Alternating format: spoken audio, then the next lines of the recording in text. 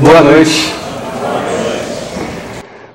Sejam bem-vindos todos os visitantes aqui que estão pela primeira vez, todos os membros. Nós estamos entrando numa jornada agora, que é uma série em 3 capítulos. Eu acho que já foi repetido mais de 1 ou 2 ou 3 ou 5 vezes. O nome é O Fugitivo. E é uma série que a gente está preparando há algum tempo e eu espero que toque o coração de todos vocês, que traga identificação para vocês. E eu quero começar esse primeiro capítulo fazendo uma pergunta para vocês. Quem aqui, quando era criança ou adolescente, algum dia teve uma discussão com o pai? Geralmente as discussões são bobinhas, né? Quem aqui teve uma discussão com o pai ou com a mãe e falou assim, vou sair dessa casa, vou fugir de casa? Alguém aqui? Eu estou levantando a mão que um dia já falei isso. Ah, tem um monte aí, né? Tá bom. Quem daqui colocou esse plano em prática? Alguém aqui um dia fez uma malinha e saiu, nem que foi para dar uma volta no quarteirão ou para ir na casa da tia? Alguém já fez isso? Eu não, mas tem uma turma que já fez. Olha lá, tem um monte ali, ó. Que beleza. Eu estava conversando com a minha esposa sobre isso, com a Kellen, e ela contou, disse que quando ela tinha lá uns 13 para 14 anos, ela teve uma briga feia com a mãe dela, feia entre aspas, né? Daquela coisa de adolescente. Aí teve uma discussão feia, vou sair dessa casa, não sei o que. Ele disse que foi lá, fez a malinha, pegou umas roupinhas, não sei o que, colocou tudo na malinha. Eles moravam ali no centro. Aí ele andou do centro até o viaduto ali da JK, aí chegou ali e não sabia o que fazer. Porque geralmente quando você está fugindo, você não tem um plano, né? Você só tem o plano de fugir, mas você não sabe o que você vai fazer depois. Aí disse que ela chegou ali, ficou ali 1 hora, mais ou menos, não sabia para onde ir.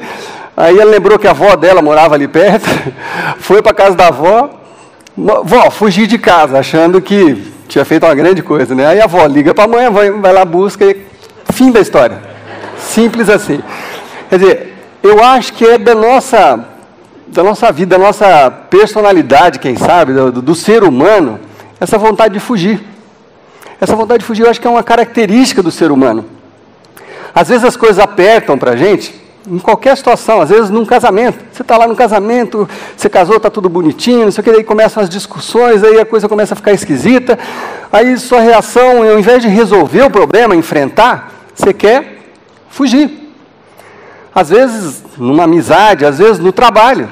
Às vezes no trabalho você começa a sofrer pressões, às vezes as pessoas começam a te criticar, ou então você acha que merecia uma promoção, ela não vem, etc., a coisa começa a se complicar. Ao invés de enfrentar isso, confrontar a situação, o mais fácil é fugir, mudar de emprego, mudar para um outro lugar. E tem gente que muda de cidade, né? Talvez até tenham alguns aqui. Tem gente que, puxa, não, essa cidade não dá mais, isso aqui, muito problema, muita dificuldade, eu vou fazer minha malinha e fugir para um outro lugar. Então, de uma certa forma, todos nós, num momento ou outro das nossas vidas, somos fugitivos. De alguma coisa, de alguma situação, de um relacionamento, de um trabalho, em algum momento das nossas vidas, todos nós acabamos fugindo. Mas aí eu tenho uma próxima pergunta que eu não quero pedir para vocês levantarem a mão.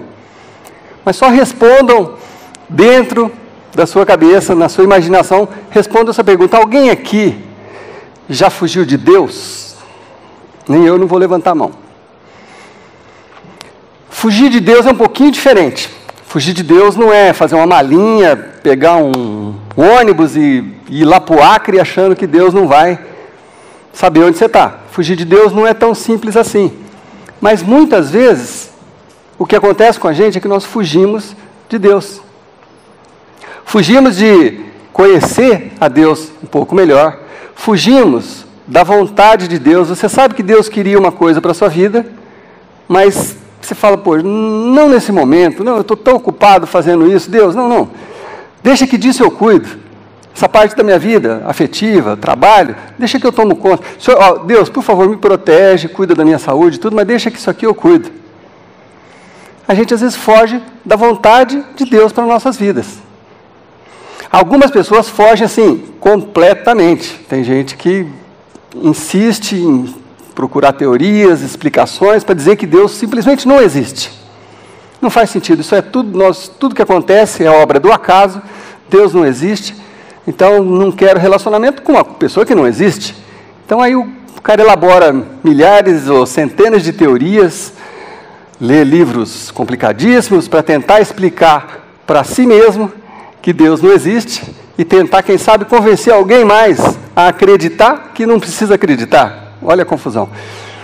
Mas só a pessoa mesmo sabe o que acontece na hora que ela deita a cabeça no travesseiro, naquele silêncio da noite, quando todo mundo já foi dormir, quando as luzes se apagaram, e aí você coloca a sua cabeça no travesseiro e você ora para que o que você costuma dizer seja verdade.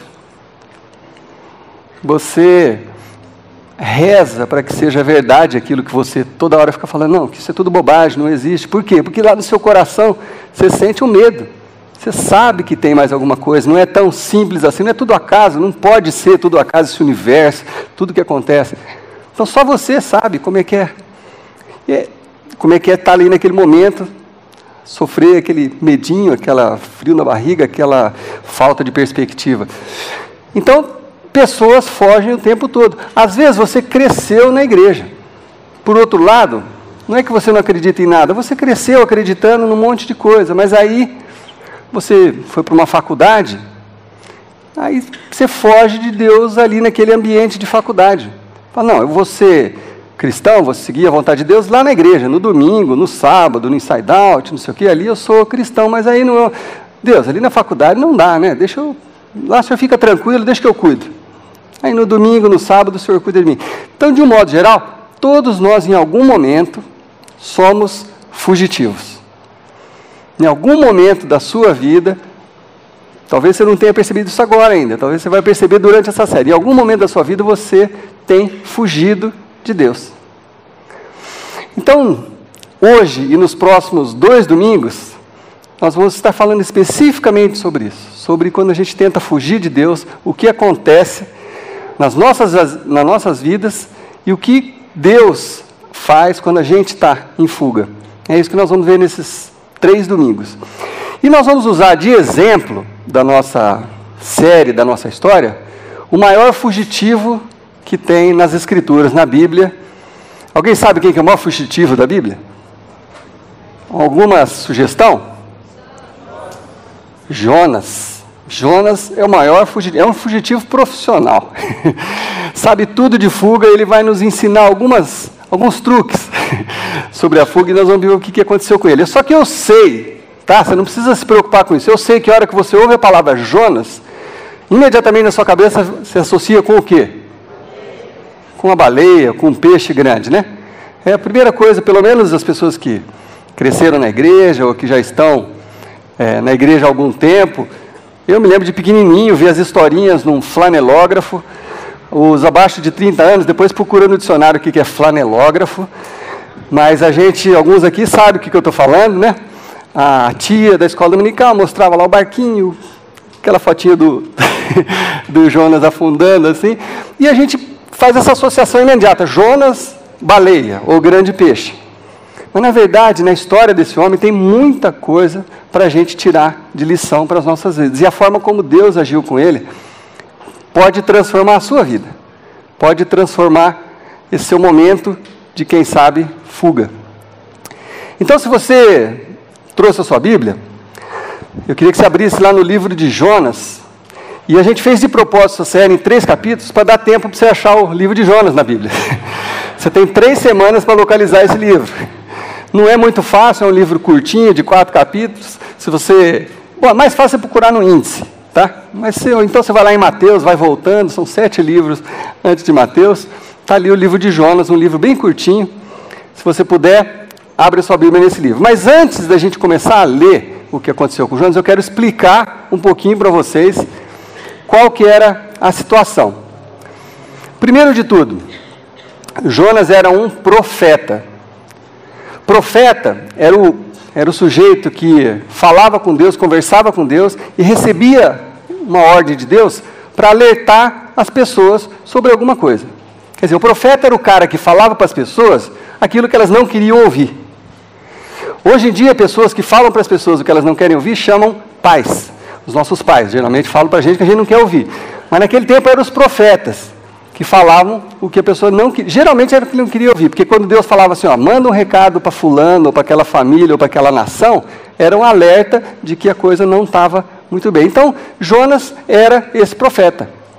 E Deus falou com ele para ele fazer um alerta para uma cidade chamada Nínive, que nós vamos ver daqui a pouquinho. Bom, se você esbarrar naquela situação assim, mas essa história de Jonas talvez seja simbólica, porque não é possível uma pessoa passar 3 dias dentro de um peixe, né? Talvez essa seja uma questão para você, uma dificuldade. Então eu vou te falar 3 coisas que podem te ajudar. Primeiro, eu acredito que seja literal. Por que eu acredito? Primeiro porque a Bíblia, quando ela cita Nínive e tudo, realmente são fatos históricos. Nínive era uma cidade muito poderosa mesmo, muito cruel, 750 anos antes de Jesus Cristo. Então, todos os fatos ali casam com a história, primeira coisa. Segunda coisa, Jesus falou sobre Jonas. Se você nunca leu, está lá em Mateus, capítulo 12, versículo 40, diz o seguinte, Jesus falando para os seus discípulos, pois assim como Jonas esteve 3 dias e 3 noites no ventre de um grande peixe, assim o Filho do Homem, ele estava falando de si mesmo, ficará 3 dias e 3 noites no coração da terra. Jesus estava falando que ele ia passar 3 dias, que ele ia morrer, depois ia ressuscitar. E ele usou o exemplo de Jonas. Jesus não falou assim como simbolicamente Jonas ficou 3 dias dentro de um peixe, não. Ele falou assim como Jonas ficou. Então, se Jesus falou, eu acredito. Você não precisa acreditar, mas eu acredito. Terceira ou quarta coisa. Se Deus deu sabedoria para o homem, nós queremos que Deus nos criou. Se Deus deu sabedoria para o homem para fazer um submarino, onde 100 pessoas, ou mais, ou um pouco menos, ficam 6 meses embaixo d'água, eu acho que ele seria capaz de sustentar uma pessoa 3 dias dentro de um ventre de um peixe. Isso é uma outra teoria. Teoria não, uma outra ideia para você pensar. Mas, a última coisa, eu quero deixar você à vontade para não acreditar nessa história como literal. Quer saber? Não tem o menor problema. Mesmo se essa história não tivesse acontecido literalmente desse jeito, as lições que a gente tira dessa história podem fazer muita diferença nas nossas vidas hoje. 2.760 anos depois do que aconteceu. Tá? Então não tem problema se você acha muito difícil de acreditar, apesar de que eu li essa semana que tem uma baleia gigante que chama cachalote, que ela carrega os filhotinhos dentro da boca, e ela, uma vez já aconteceu, diz que um marinheiro inglês foi resgatado por um peixe desse, naufragou, ficou dentro da boca do peixe e o peixe largou ele na areia. Isso é, se você escrever no Google lá, você vai descobrir que tem isso também. Então, quer dizer, provavelmente foi literal, eu creio, com toda a minha convicção que foi literal, mas isso não é problema para nós. Bom, então eu já dei 5 minutos para você achar o livro de Jonas, quem sabe você já tenha achado. Então vamos começar a ler. Mas o que aconteceu com Jonas, como eu falei, assim, ele chegou, Deus falou assim, vai lá falar com os ninivitas. Como talvez você já tenha feito, quando você ouviu Deus falando com você, Jonas fez o seguinte, ele falou assim, Deus, muito obrigado, mas não. Isso não dá, Deus, isso aí que o Senhor está pedindo é muito. Então, eu continuo crendo, continuo de profeta, mas isso que o Senhor está pedindo, não dá.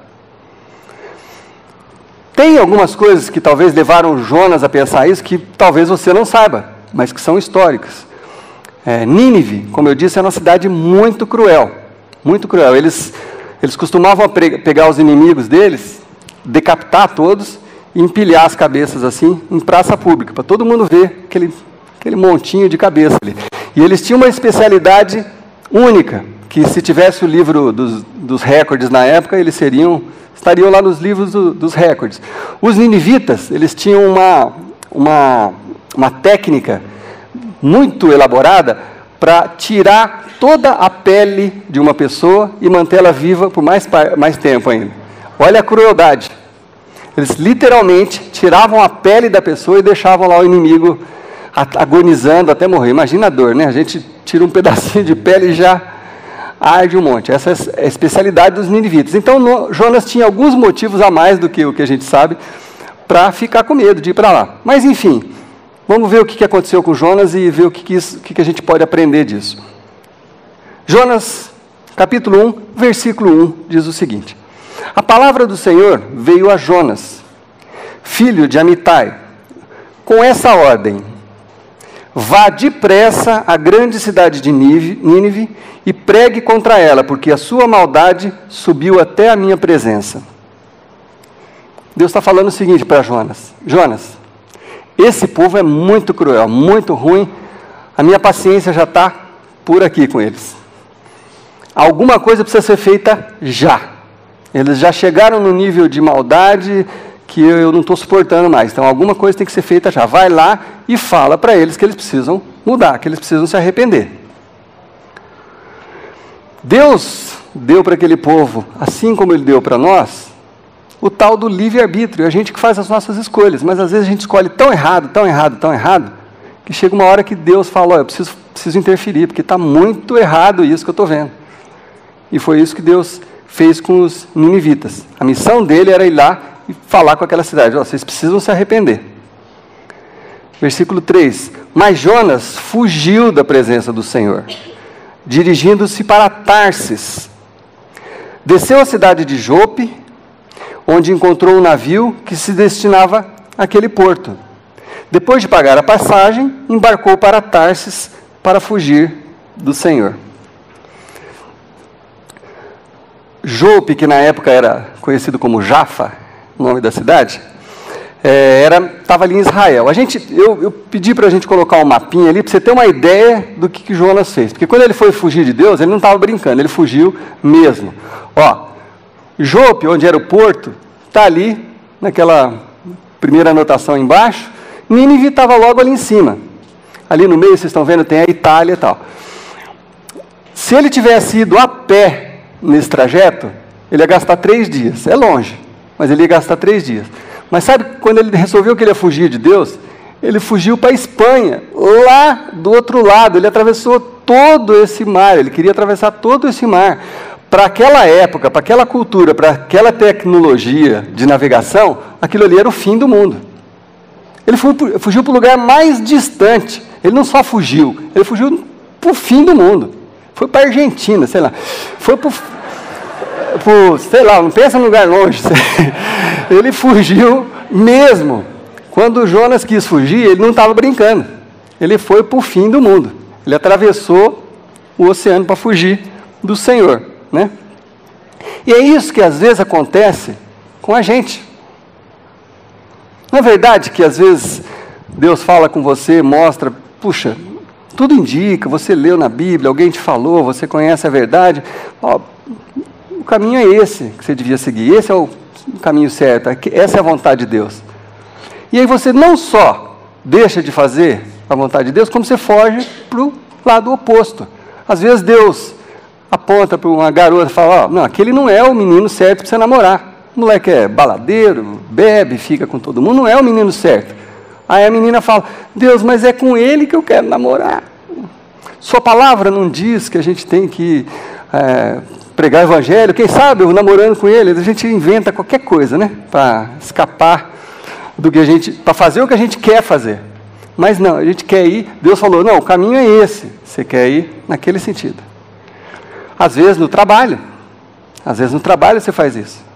Você sabe o que você deveria fazer, você deveria ser honesto, você deveria pagar seus impostos, você deveria agir corretamente, você não deveria mentir, mas você fala: Deus, deixa que eu cuido disso, porque o Senhor não saberia administrar esse meu negócio, o Senhor não sabe como é que é por aí, todo mundo faz, não sei o quê, então isso aqui que eu tenho que fazer.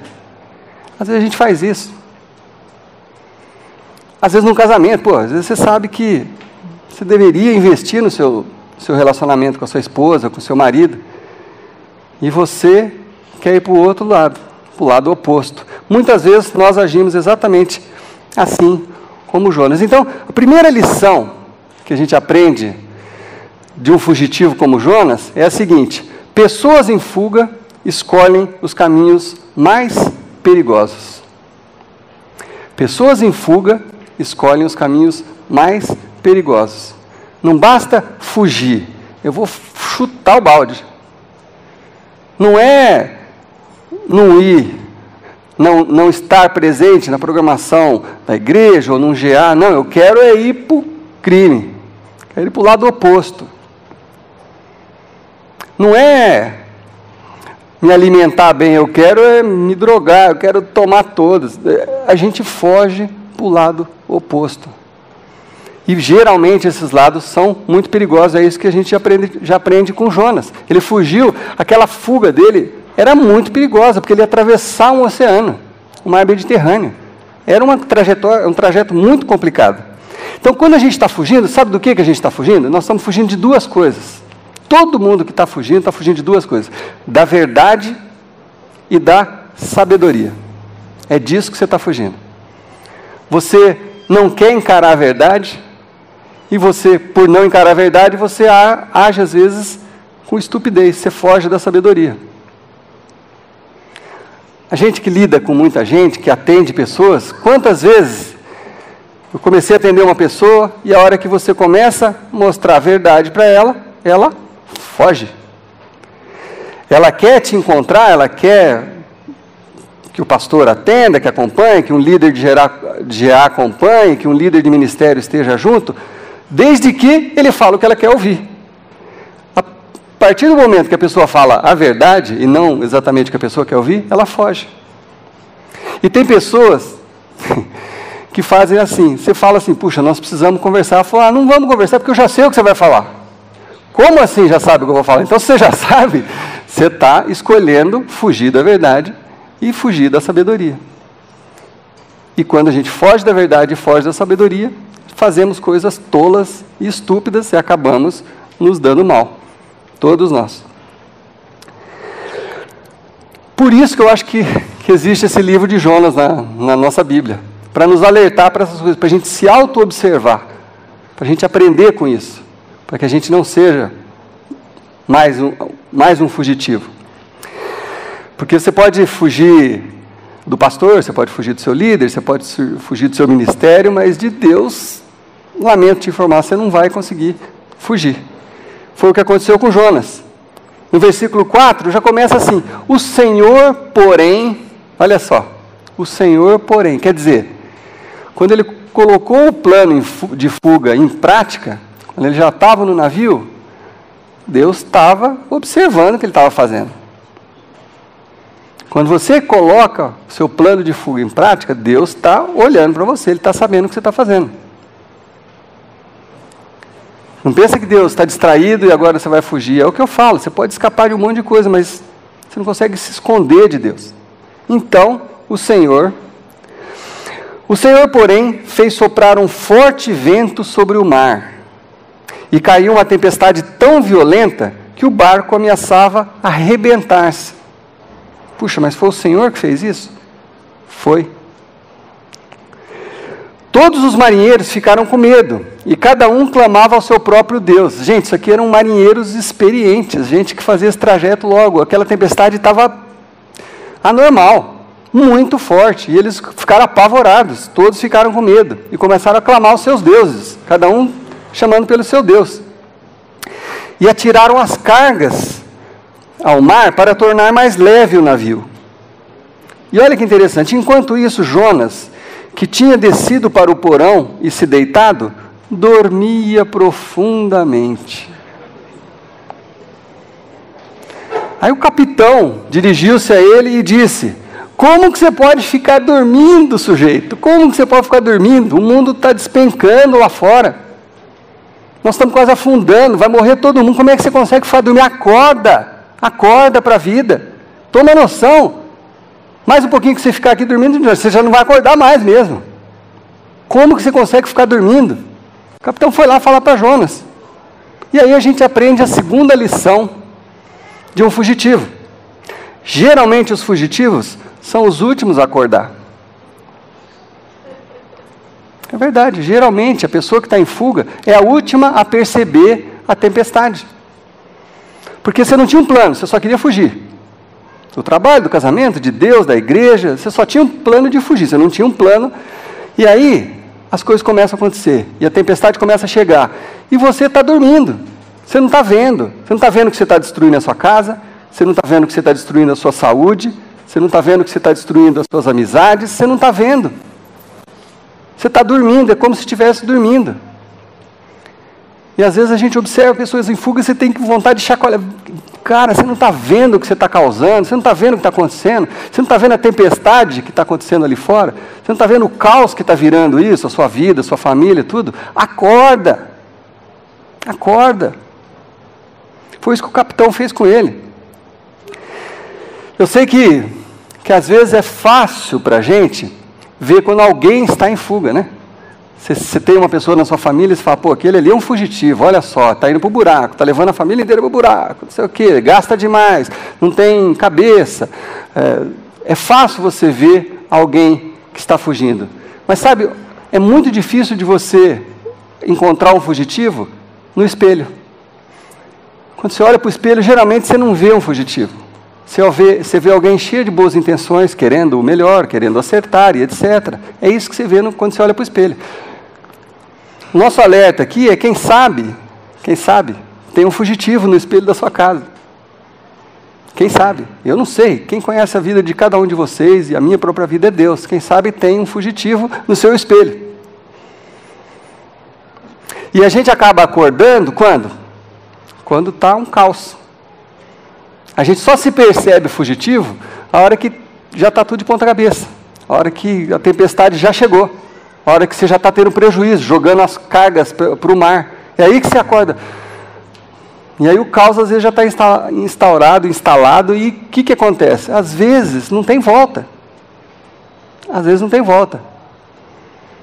Eu tive amigos, que eu vou contar a história na semana que vem, que fugiu da vida. Para ele não tem mais volta. Então, acorda, acorda. É essa mensagem que nós estamos vendo aqui de Jonas. Acorda, acorda. Parece que o fugitivo ele não vê conexão entre as coisas. Parece que tudo está desconectado. Ele não vê que aquilo que ele está fazendo está causando isso. Ele está vendo que está chovendo, está ouvindo os raios, mas ele não vê conexão com o que ele está fazendo. E muitas vezes o problema é a própria pessoa, como era Jonas. E olha o que aconteceu. O capitão ficou indignado com Jonas dormindo naquele caos. E falou assim, levante-se e clame ao seu Deus. O capitão não sabia nem qual que era o Deus dele. Talvez ele tenha piedade de nós e não morramos. É o capitão do navio falando para o cara, a situação está caótica. Acorda, Jonas, acorda. E aí, Jonas levantou, subiu. E aí estava todo aquele rebuliço, aquela correria, tudo. Aí os marinheiros já não tinham mais o que fazer. E fizeram o que eles poderiam fazer. Eles tiraram a sorte. É mais ou menos como se eles tivessem colocado todo mundo assim e rodado a garrafa. Vamos ver onde vai parar a garrafa. Alguma coisa eles fizeram. Tiraram a sorte para ver se algum Deus, se algum espírito mostrava quem que era o problema, quem que estava causando. Porque aquilo ali era sobrenatural. A tempestade estava grande demais. Não é possível. Não é possível. Nós vamos morrer daqui a pouquinho. E a sorte caiu sobre Jonas. E aí, o que aconteceu? Se voltaram para ele e falaram assim, cara, o que você fez? Quem que é você? Por que isso está acontecendo? O que você fez para o seu Deus, seja lá qual for o seu Deus? Foi assim que eles fizeram. Olha lá no versículo 9. Ele respondeu, o Jonas respondeu, eu sou o hebreu, adorador do Senhor, o Deus dos céus, que fez o mar e a terra. Ele sabia quem era o Deus dele, ele sabia de quem ele estava fugindo. Com isso, os marinheiros, ficaram apavorados e perguntaram, o que foi que você fez? Pois eles sabiam que Jonas estava fugindo de Deus, porque ele já lhes tinha dito. Visto que o mar estava cada vez mais agitado, eles lhe perguntaram, o que devemos fazer com você para que o mar se acalme? Perguntaram para ele. Ele lhes respondeu, peguem-me e joguem-me ao mar, e ele se acalmará. Pois eu sei que é por minha causa que essa violenta tempestade caiu sobre vocês. Ele sabia que era por causa dele, ele sabia que aquilo estava acontecendo porque ele estava fugindo. E quando a gente lembra lá das nossas historinhas, né, de criança, do Jonas caindo, parece que jogaram ele no mar e já acalmou tudo, né, e ele já foi e o peixe já engoliu. Talvez não tenha sido exatamente assim. Talvez eles tenham jogado Jonas e a tempestade ainda continuou mais alguns minutinhos. E Jonas não foi para o fundo, talvez ele tenha tentado nadar. Ninguém se afoga porque quer se afogar. Deve ter tentado nadar, aí a coisa foi acalmando, aí já é a minha imaginação, né? Acalmou o mar, ele estava lá uns 100 metros do navio, né? Aí ele, gente, parou a tempestade, posso voltar? Os caras...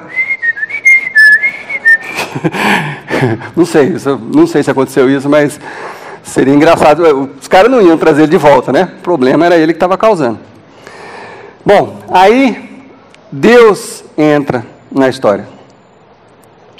Pegaram Jonas, o lançaram ao mar, enfurecido, e esse se aquietou. Mas aí acontece uma coisa. Eu acho que isso tem muito a ver com a gente. Quando a gente está fugindo, quando a gente está agitado, Deus acalmou o mar e falou com Jonas. E eu acho que às vezes Deus espera passar a nossa agitação, porque às vezes quando você está muito agitado, você não ouve ninguém, você não ouve Deus, você não ouve nada, né? Você está lá, correria, está tudo aparentemente funcionando, seu plano mal feito de fuga parece que está funcionando, você não está vendo nada, você está dormindo, você não está vendo o caos que está acontecendo. E aí a hora que você tromba numa parede, né?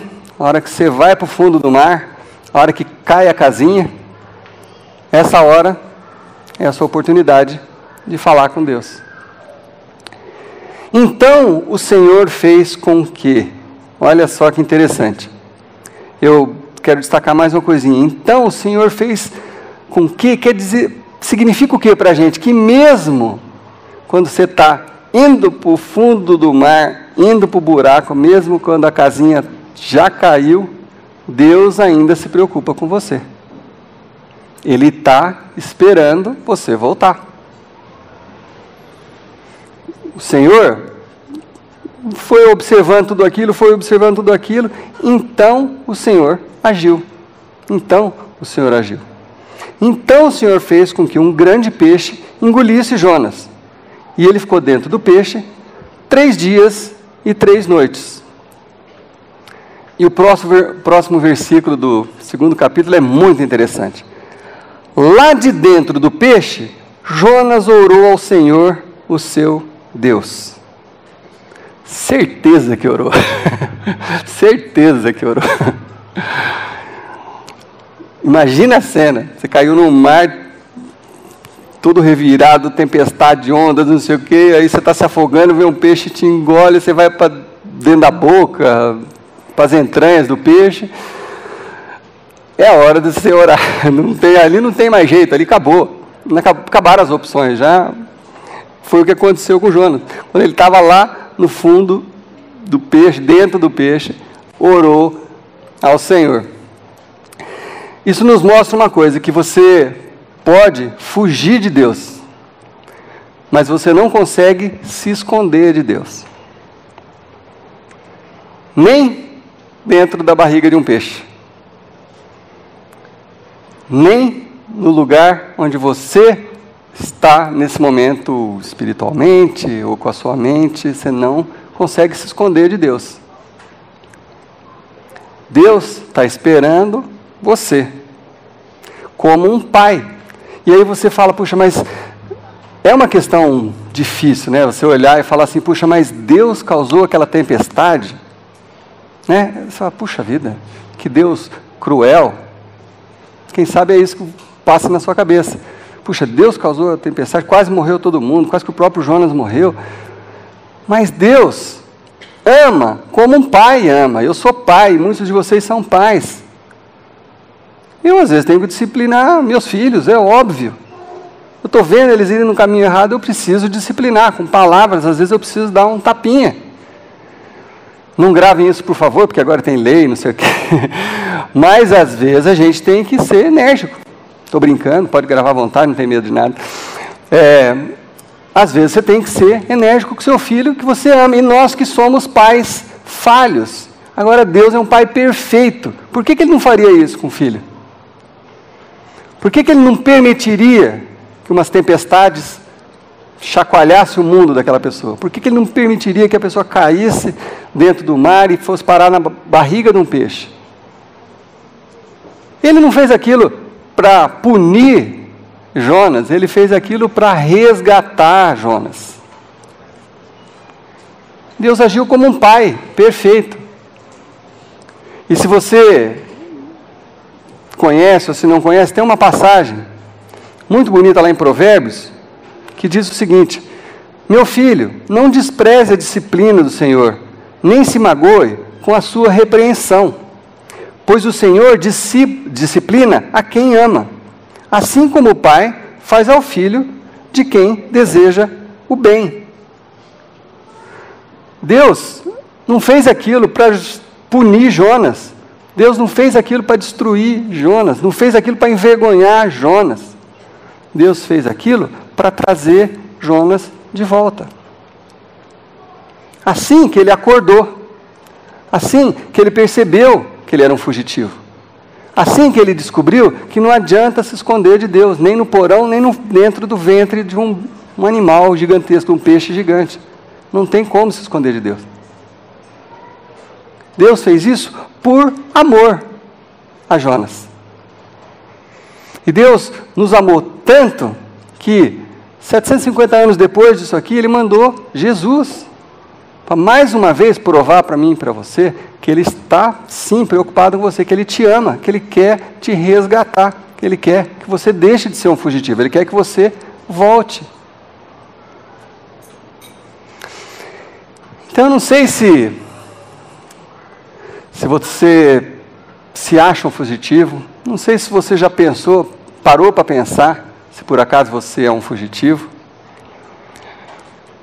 Mas na semana que vem nós vamos entrar numa outra parte desse livro, onde Jonas faz uma oração maravilhosa de rendição. E nós vamos todos, no domingo que vem, todo mundo que estiver aqui, nós vamos fazer juntos uma oração de rendição, para que todos os fugitivos possam se reencontrar com Deus. Mas talvez você não se ache ainda um fugitivo, talvez com o que você ouviu hoje, você possa chegar na sua casa, possa, durante a sua semana, refletir sobre o que você tem feito. É esse o meu objetivo hoje, que você pare para ver o que você tem feito. Será que você não é um fugitivo? Então, eu te dou mais uma semana para ser fugitivo. Você está ganhando um bônus, assim, você tem mais uma semana para ser fugitivo. Por favor, não faça nenhuma besteira exagerada, não morre essa semana, por favor. Tá? Volte, mas faz esse exercício no espelho. Será que eu sou um fugitivo? Será que eu estou fugindo de Deus em alguma área da minha vida? Será que tem alguma coisa que eu estou segurando e não quero entregar para Deus? Será que eu estou fugindo da vontade de Deus em algum aspecto da minha vida? Porque se você estiver fugindo, Deus está te esperando. Deus está aguardando você acordar. Deus está esperando você acordar.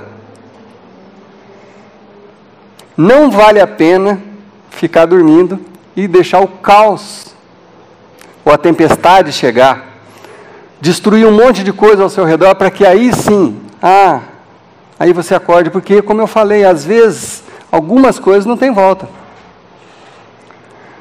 Eu estou falando para vocês, não porque eu sei mais do que vocês, mas porque eu fui um fugitivo. Eu fui uma pessoa que durante 10 anos eu fugi. 10 anos da minha vida eu fui um fugitivo. E eu precisei passar por uma tempestade para poder acordar.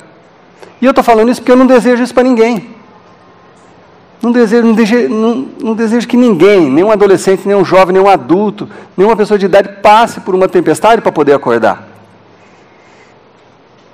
Meu desejo é que você, com essa lição de Jonas, você entenda que Deus está à tua espera. Ele sabe que você está fugindo, eu não sei. Você pode enganar todo mundo. Você pode chegar aqui com um sorrisão bonito, não sei o quê, enganar todo mundo.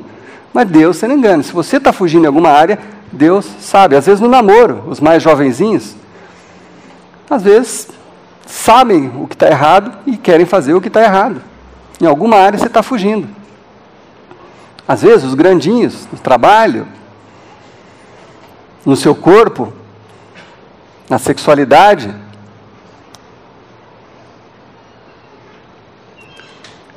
Reflita se você não é um fugitivo. Você tem uma semana para olhar para o espelho e se ver, talvez, como um fugitivo.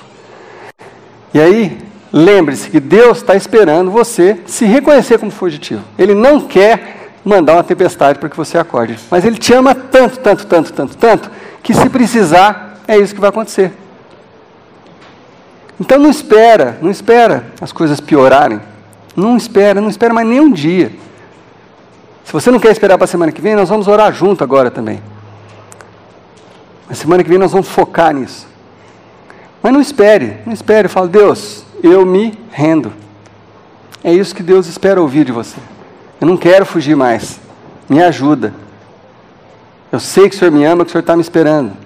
Eu não quero esperar chegar na tempestade para que eu tenha um monte de prejuízos, para que minha família sofra, que todo mundo sofra, para eu acordar. Eu quero deixar de ser um fugitivo hoje. Então nós vamos orar agora, e se você se sente já um fugitivo, nós vamos colocar isso diante de Deus. Se você ainda não percebeu em alguma área da sua vida que você está fugindo, por favor, não deixe essa semana passar como mais uma semana. Pense nisso. Pense no que você tem feito. Olhe ao seu redor. Veja se você já não está causando prejuízo com a sua fuga. Abra os olhos, acorde. E nós todos juntos vamos nos render a esse Deus que nos ama tanto, tanto, tanto, ao ponto de enviar o seu Filho para demonstrar esse amor, para que sofresse no nosso lugar, para que nós pudéssemos nos relacionar com Deus como um Pai verdadeiro. Amém? Senhor Deus, eu conheço bem algumas pessoas que estão aqui essa noite, algumas outras eu conheço um pouco, algumas eu não conheço. E eu só sei uma coisa, eu não conheço nenhum coração, nem das pessoas que são mais íntimas, eu não conheço o que está lá dentro do coração, só o Senhor conhece. Assim como o Senhor conhece o meu coração.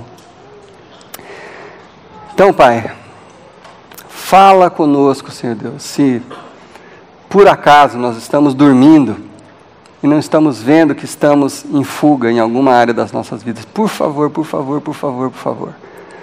mostra-nos aonde que nós estamos fugindo, se é que nós ainda não percebemos. Eu oro, Senhor Deus, para que o Senhor tenha misericórdia dos que estão em fuga e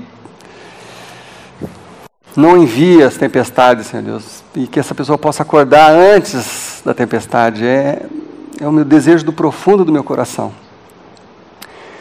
Mas aqueles que estão aqui hoje, que já se identificam como fugitivos, Deus, quero entregar essas vidas nas Tuas mãos, Pai.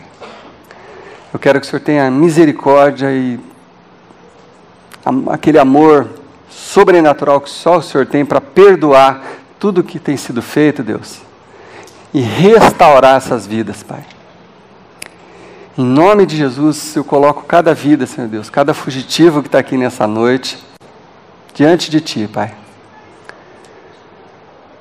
E que cada um possa ter a coragem de se reconhecer como fugitivo, porque não sou eu que vou fazer essa oração para Ti, Senhor Deus. Eu posso fazer nas áreas que porventura eu esteja fugindo, mas cada um precisa fazer do seu coração. Deus, eu sei que eu estou fugindo aqui, eu sei que eu estou fugindo em tudo isso aqui, e que o Senhor é infinitamente amoroso a ponto de perdoar o que eu tenho feito e transformar minha vida, e me trazer para o caminho. É essa oração, Deus, que nós fazemos nessa noite, Paizinho. E para aqueles que ainda não se perceberam como fugitivos, Deus, que o Senhor toque durante essa semana, Senhor Deus, que mande profetas, Pai, família, amigos verdadeiros, líderes, Senhor Deus, que estejam falando aos corações e às mentes. Olha, acorda, você está fugindo, rapaz. Menina, você está fugindo. Que a gente possa ter essa consciência, Deus, e Te buscar para essa reconciliação, Deus, porque é o que nós precisamos para viver. Para a gente encontrar a paz que nós desejamos para as nossas vidas e que está faltando. Para nós encontrarmos a alegria que está faltando nas nossas vidas. Porque estamos em fuga, nós estamos querendo enganar de alguma forma as pessoas ou a Ti mesmo, Senhor Deus, porque estamos fugindo. Então a alegria não está dentro de nós, a paz não está dentro de nós. Por isso que nós precisamos dessa reconciliação contigo, Pai. Então toque cada coração nessa noite, Deus.